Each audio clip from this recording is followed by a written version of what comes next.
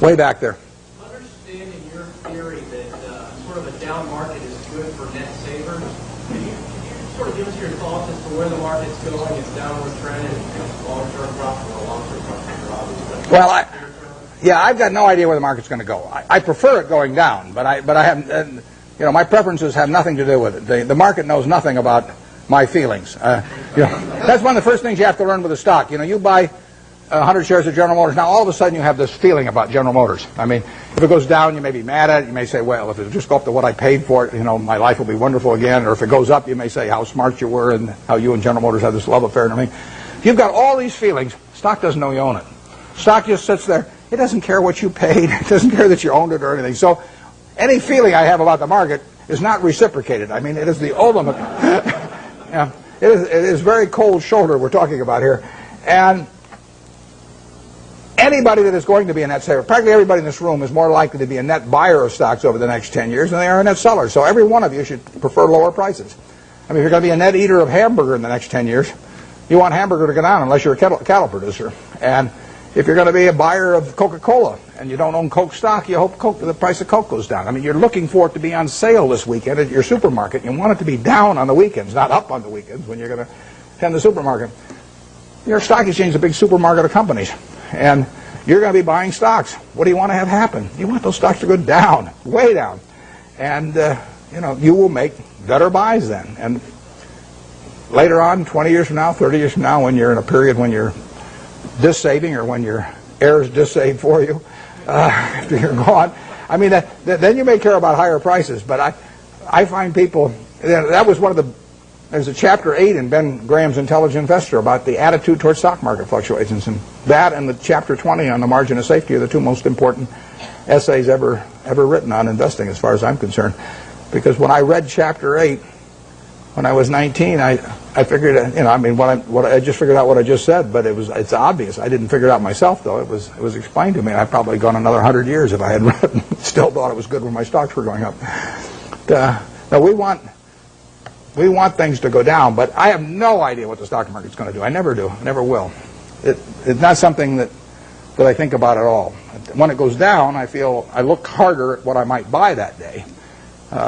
Because I know there's more likely to be some merchandise there that I can use my money effectively in. Okay, Warren, we'll take one more question from the audience. Okay, I'll let you pick who gets it. You can be the guy.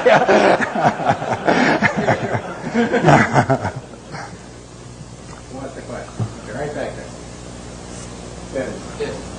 If you live it again, study your life again, then what would you like to do to have a happier life? Yeah, I would say, and this is going to sound disgusting. The question is, what would I do if I were going to live over again and have a happier life? The only thing I might do is select a gene pool where people live to be 120 or something that I came from. But I've been extraordinarily lucky. I mean, I use this example. I'll take a minute or two because I think it's worth thinking about a little bit. Let's just assume that it was 24 hours before you were born, and a genie came to you, and he said, Herb,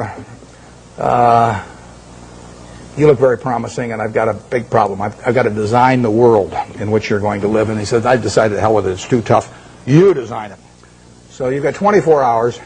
You figure out what the social rules should be, the economic rules, the governmental rules, and you're going to live under those, and your kids are going to live under them, and their kids are going to live under. And you say, I can design anything? And Genie says, yeah, you can do it. And you say, well, there must be a catch. He says, well, there is a catch.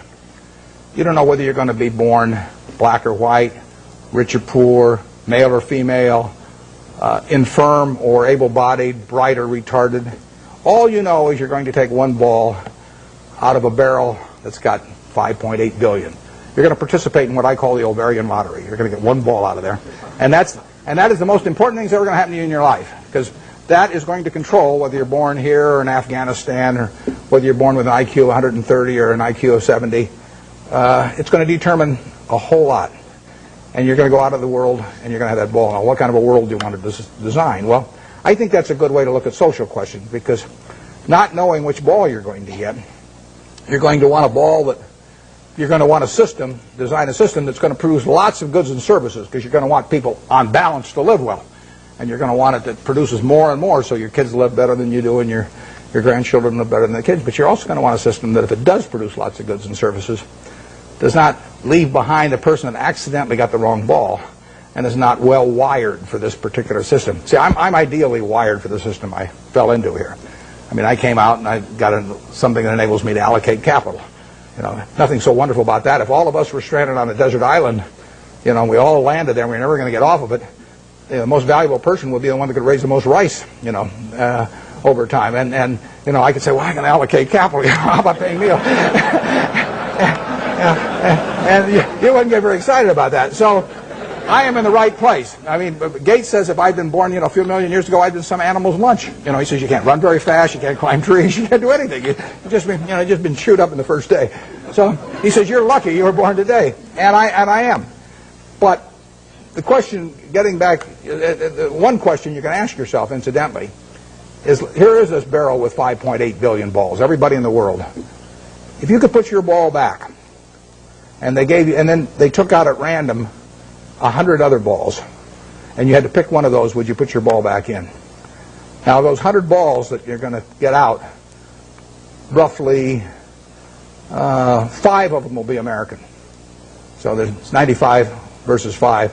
So you're only going to have 5 balls. If you want to be in this country, you're only going to have 5 balls now left. You know, half of them are going to be women, half of them are going to be men. I'll let you all decide how you vote on that one. Half of them are going to be below average intelligence, half are going to be above. I mean, do you want to put your ball back? Most of you, I think, will not want to put that ball back to get 100.